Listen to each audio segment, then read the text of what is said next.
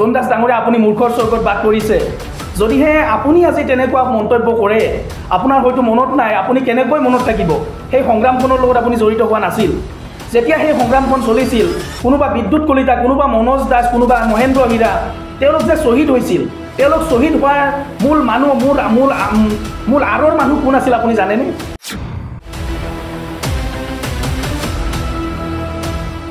যে ঘনশ্যাম দাস ডাঙৰীয়াই 1980 চনত কোনখন স্কুলৰ পৰা তেওঁ মেট্ৰিক পাছ কৰিছিল সেইটোক লৈ প্ৰশ্ন উত্থাপন কৰিছিল এনেকৈ তেওঁ ডকুমেণ্ট হাতত লৈ তেওঁৰ চাৰ্টিফিকেটসমূহ হাতত লৈ তেওঁ সংবাদমেল আয়োজন কৰিছিল আৰু এজন ভণ্ডামী এজন অযোগ্য প্ৰাৰ্থী বুলি তেওঁ নিজকে জাহিৰ কৰিব বিচাৰিছিল নিজকে সংবাদমেলখনৰ তেওঁলোকে জাহিৰ কৰাইছিল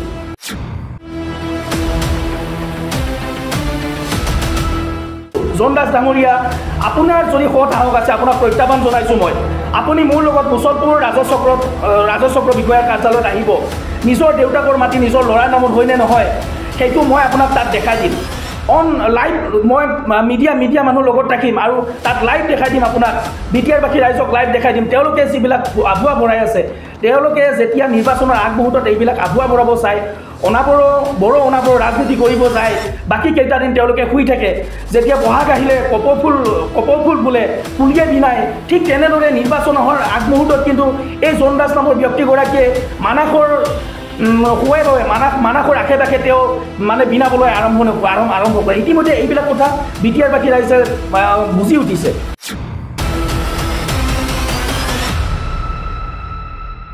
জোন দাস ডাঙৰীয়া আপুনি যিটো সময়ত অৱৰ কৰিছিল অৱৰ আপোনাৰ আজিলৈকে আপোনাৰ যিখন সমিতি সেই সমিতিখনৰ সভাপতি কোন হয়তো আপুনিও নাজানে হীৰা হৰণীয়া দুবাৰ MP হ'ল ঘনশ্যাম দাস ডাঙৰীয়া দুবাৰকৈ BDC লৈ গ'ল পৰৱৰ্তী সময়ত EM পালে কিন্তু তেওঁলোকৰ এইখিনি নৈতিক দায়িত্ব নাছিল যে মনোজ দাসৰ শ্বহীদ বেদীটো সেই শ্বহীদ বেদীটো নিৰ্মাণ কৰি দিব অতি দুখৰ বিষয় তেওঁলোকে প্ৰয়াত মনোজ দাস ডাঙৰীয়াৰ সেই প্ৰাক্তন ছাত্ৰ নেতাগৰাকীৰ প্ৰয়াত মনোজ দাস ডাঙৰীয়াৰ শ্বহীদ বেদীটো আজিলৈকে তেওঁলোকে নিৰ্মাণ কৰিব নোৱাৰিলে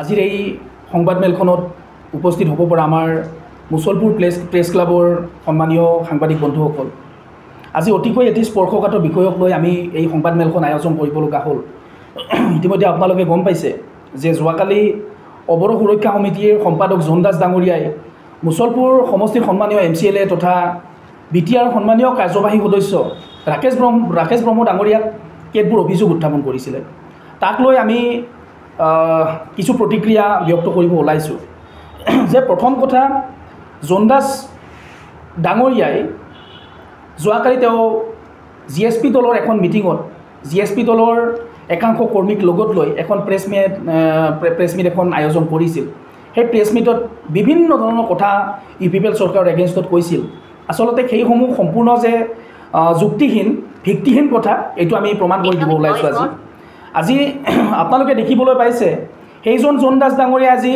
UPPL দলক প্ৰশ্ন কৰিব আহিছে সেইজন জোন দাসে যোৱা MP নিৰ্বাচনৰ সময়ত তেতিয়া ঘনশ্যাম দাস ডাঙৰীয়াৰ এগেইনষ্টত কেইটামান বহুত যথেষ্ট গুৰুত্বপূৰ্ণ কেতবোৰ অভিযোগ উত্থাপন কৰিছিল যে ঘনশ্যাম দাস ডাঙৰীয়াই 1980 চনত কোনখন স্কুলৰ পৰা তেওঁ মেট্ৰিক পাছ কৰিছিল সেইটোক লৈ প্ৰশ্ন উত্থাপন কৰিছিল এনেকৈ তেওঁ ডকুমেণ্ট হাতত লৈ তেওঁৰ চাৰ্টিফিকেটসমূহ হাতত লৈ তেওঁ সংবাদমেল আয়োজন কৰিছিল আৰু এজন ভণ্ডামী এজন অযোগ্য প্ৰাৰ্থী বুলি তেওঁ নিজকে জাহিৰ কৰিব বিচাৰিছিল নিজকে সংবাদমেলখনৰ তেওঁলোকে জাহিৰ কৰাইছিল আজি মোৰ প্ৰশ্ন হৈছে যে যিটো অৱৰ সুৰক্ষা সমিতিৰ নিজকে সম্পাদক বুলি জাহিৰ কৰি ফুৰা সেই জোন দাস ডাঙৰীয়াই যিটো কথা কৈছে আজি BPF আৰু GSPৰ মিত্ৰতা হৈছে সেই GSPৰ লগত হৈ থাকি তেওঁ কেতবোৰ প্ৰশ্ন কৰিছে আমাৰ UPPL দলক আচলতে সেই প্ৰশ্ন কৰা যুক্তি বা ক'ত জোন দাস ডাঙৰীয়াৰ মই জোন দাস ডাঙৰীয়াক প্ৰশ্ন কৰিব বিচাৰিছোঁ যে জোন দাস ডাঙৰীয়া আপুনি যিটো সময়ত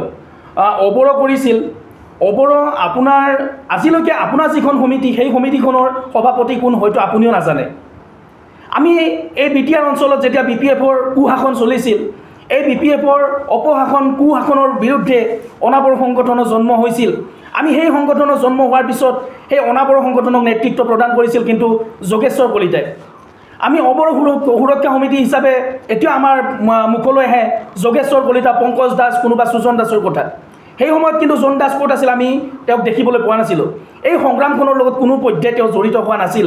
পৰৱৰ্তী সময়ত এই অবৰটো বহুদা বিভক্ত হোৱাত জন দাস ডাঙৰীয়াই অবৰ সুৰক্ষা সমিতি BTADৰ তেওঁ কেন্দ্ৰীয় সাধাৰণ সম্পাদক বুলি নিজকে কৈ ফুৰে।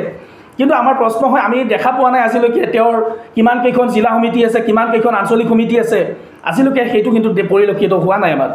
তেওঁ যোৱাকালি কৈছে যে আমাৰ BTR অঞ্চলত 17টা বছৰত BPF-এ শাসন চলাইছিল, আজিৰ দিনত আমি BPF-ক প্ৰশ্ন কৰাৰ দিন নাই।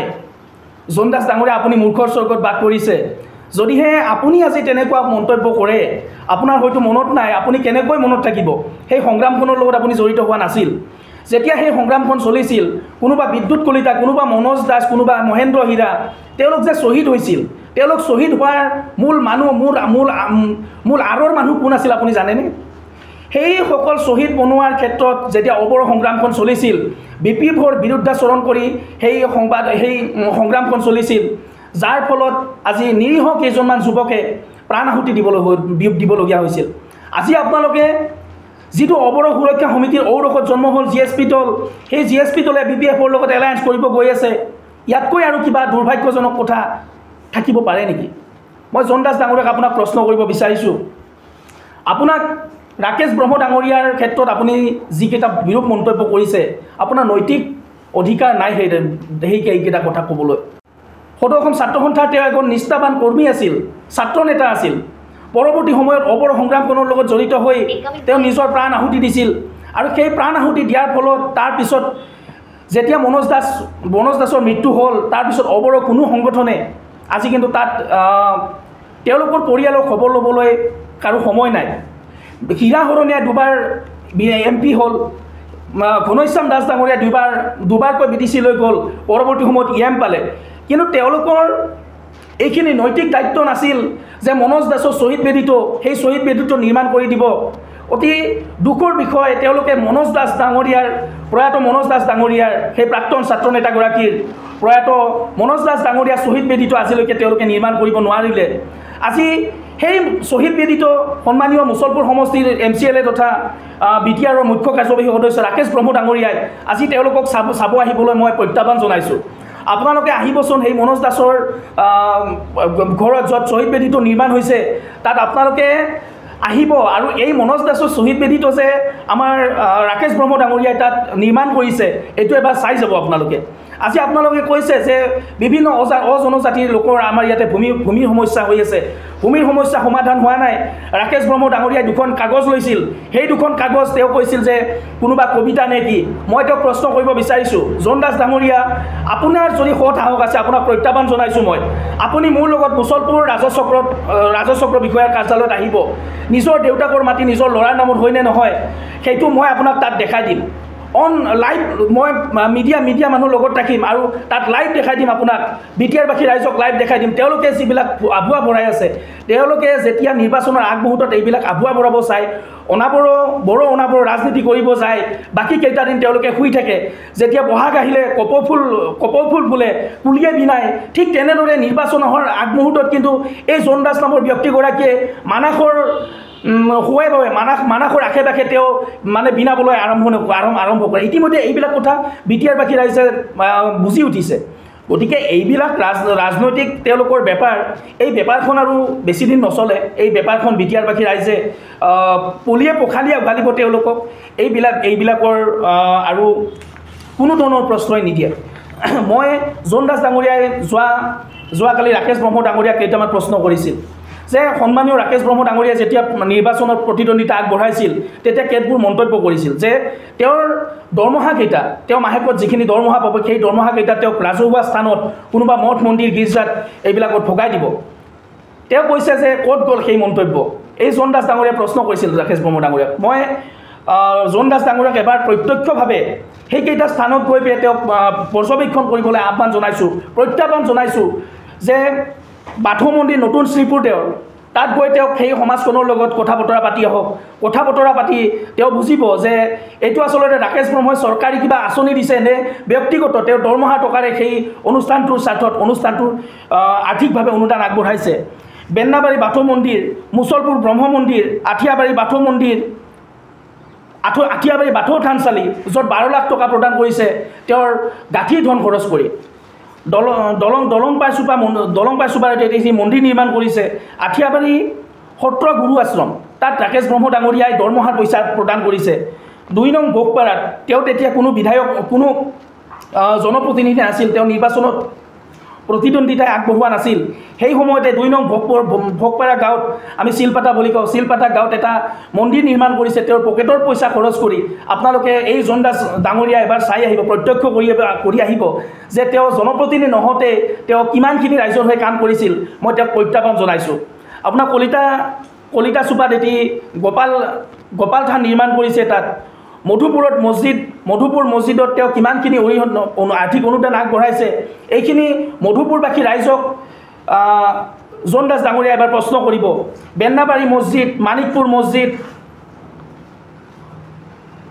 আৰু কৰ্কাবাৰী মছজিদত বাউণ্ডাৰী ৱালৰ কাম কৰিছে। এই বাউণ্ডাৰী ৱালত যদি কোনোবা তেওঁ চৰকাৰী আঁচনি বুলি প্ৰমাণ কৰিব পাৰে, ৰাকেশ ব্ৰহ্ম ডাঙৰীয়াটো দূৰৰ কথা, মই বেছি দিন হোৱা নাই ৰাজনীতিত প্ৰৱেশ কৰা, মই ৰাজনৈতিকভাৱে সন্ন্যাস ল'ম, মই ৰাজনীতিৰ পৰা মই পদত্যাগ কৰিম, কোনো ৰাজহুৱা জীৱন ত্যাগ কৰিম যদিহে এইকেইটা যদি ৰাকেশ ব্ৰহ্ম ডাঙৰীয়াই কোনো চৰকাৰী আঁচনি ব্যয় কৰি ইয়াত এইকেইটা অনুষ্ঠানক মানে সহায় কৰিছিল, তেওঁ প্ৰমাণ কৰিব পাৰিলে মই ৰাজহুৱা জীৱন ত্যাগ কৰিম। আজি বিভিন্ন সময়ত তেওঁ মন্তব্য কৰি আহিছে। মুছলপুৰ সমষ্টিত, মুছলপুৰ ককলাবাৰী আৰু দিহিৰা সমষ্টিত অৱৰ সুৰক্ষা সমিতিয়ে প্ৰাৰ্থী প্ৰক্ষেপ কৰিব। আজি হাঁহি উঠিছে আমাৰ বিভিন্নজন আমাৰ সচেতন ব্যক্তিয়ে ইতিমধ্যে তেওঁলোকক প্ৰশ্ন কৰিছে যে আপোনালোকে প্ৰাৰ্থী কাক দিব সেইটো ডাঙৰ কথা নহয়, ৰাজনৈতিক অধিকাৰ সকলোৰে আছে, প্ৰাৰ্থী প্ৰক্ষেপ কৰক আপোনালোকে, আমাৰ ক'ব লগা নাই। কিন্তু যিটো ৰাজনৈতিক দলৰ লগত আপোনালোকে এলায়েন্স কৰিছে, যিটো দলৰ এগেইনষ্টত আপোনালোকে আজি সেই দলটো সেই সংগঠনটো গঠন কৰিছিল, আজি তেওঁলোকৰ শৰণাপন্ন হ'ল। আজি ঘনশ্যাম দাস ডাঙৰ আপোনাৰ লাজ বোলা বস্তু নাইনে? ঘনশ্যাম দাস ডাঙৰীয়াক ইমানখিনি আপুনি কটু মন্তব্য কৰিছিল, আজি তেওঁৰ হৈয়ে বয়ে থাকিব, তেওঁৰ হৈ কথা ক'ব আপোনাৰ লাজ নালাগেনে? সেইগৰাকী ঘনশ্যাম দাসক তেওঁ এজন ধৰ্ষণকাৰী, তেওঁ পক্সো কেছত আসামী, এইবিলাক মন্তব্যটো আপুনি কৰিছিল। গতিকে অতীতলৈ তেওঁক মনত কৰিবলৈ আহ্বান জনাইছোঁ জন দাস ডাঙৰীয়াক। তৃতীয়তে, ইতিমধ্যে আপোনালোকে দেখিছে যে মুছলপুৰ সমষ্টিত কিমানখিনি ডেভেলপ হৈছে। এতিয়া মুছলপুৰবাসী ৰাইজে, মুছলপুৰ পৰিষদীয় সমষ্টিৰ প্ৰতিগৰাকী ব্যক্তিয়ে ক'ব আৰম্ভ কৰিছে যে আমি সৌভাগ্যৰ ফলতহে আজি ৰাকেশ ব্ৰহ্ম ডাঙৰীয়াৰ দৰে এজন EM পাইছোঁ, আমাৰ MCL এজন আমি বহুত ভাগ্যৰ ফলত আমি পাইছোঁ। আগতে আমি কোনো ধৰণৰ এনেকুৱা ৰাজনৈতিক নেতা দেখা নাই, যিগৰাকী নেতাই যিখিনি কথা দিছিলে ৰাইজক, এই কথাখিনি আখৰে আখৰে পালন কৰা কোনো নেতা পোৱা নাছিল। আজি বিভিন্নজন ৰাইজে ক'ব ওলাইছে। যোৱাকালি আপোনালোকে দেখিছে তেওঁৰ এই মন্তব্যটো দিয়াৰ পিছতে আজি মুছলপুৰত 4000তকৈও অধিক মহিলাই আহি এই জন দাস ডাঙৰীয়াৰ হৈ বিৰুদ্ধে প্ৰতিবাদ সাব্যস্ত কৰিছে। অনাগত সময়ত যদি জন দাস ডাঙৰীয়া এনেকুৱা মন্তব্যৰ পৰা বিৰত নাথাকে, তেতিয়াহ'লে তেওঁৰ ঘৰ ঘেৰাও কৰিম বুলি হুংকাৰ দিছে। এইসকল কিন্তু বড়ো জনগোষ্ঠীৰ মহিলা নহয়, এইসকল খাঁটি অসমীয়া মহিলা। তেওঁ যে ক'ব বিচাৰিছে যে অবড়ো ৰাইজ তেওঁ সজাগ হৈছে, অবড়ো ৰাইজ অবড়ো কৰি তেওঁ নিজকে এজন অবড়োৰ ত্ৰাণকৰ্তা বুলি নিজকে জাহিৰ কৰিব বিচাৰিছে, এইটো যে নহয়, তেওঁক যে কোনো ফেক্টৰ নহয়, এইটো প্ৰমাণ কৰিছে আজি আমাৰ আই মাতৃসকলে। পৰৱৰ্তী সময়ত ইয়াৰ বিষয়ত জন দাস ডাঙৰীয়া আৰু আমাৰ এই ফাইল তেওঁ কৈছে যে পৰৱৰ্তী সময়ত আমি প্ৰতিটো কেলেংকাৰী, ৰাকেশ ব্ৰহ্ম ডাঙৰীয়াৰ প্ৰতিটো কেলেংকাৰীৰ ফাইল খুলিম, তথ্য সহকাৰে আমি সংবাদমেল আয়োজন কৰিম। ময়ো জন দাস ডাঙৰীয়াক প্ৰশ্ন এটা কথা চেলেঞ্জ কৰিব বিচাৰিছোঁ। আপোনাৰ যদি সৎসাহস আছে, আপুনি কিয় যোৱাকালি প্ৰেছ মিটখনত কিয় ক'ব নোৱাৰিলে? আপোনাৰ লগত যিখিনি তথ্য আছিল, এই তথ্যখিনি কিয় ৰাজহুৱা কৰিব নোৱাৰিলে?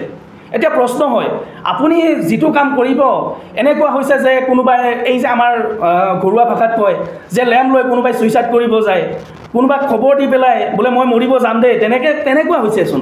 গতিকে নাপায়, এইবিলাক কৰিব নাপায় জোন দাস ডাঙৰীয়া। আপোনাক ব্যক্তিগতভাৱে যথেষ্টখিনি ভাল আমাৰ লগত, গতিকে আপোনাক সন্মান কৰোঁ। আপোনালোকৰ এটাই লক্ষ্য হ'ব লাগে যে যি হ'ল এই 17টা বছৰত আমি 17টা বছৰত আমি তিক্ততা পাইছিলোঁ। BPFৰ যিটো অৰাজকতা, এই অৰাজকতাত আমাৰ বিভিন্ন জাতি জনগোষ্ঠী ভাষা ভাষিক লোকে সন্তুষ্ট হোৱা নাছিল, অসন্তুষ্ট হৈছিল।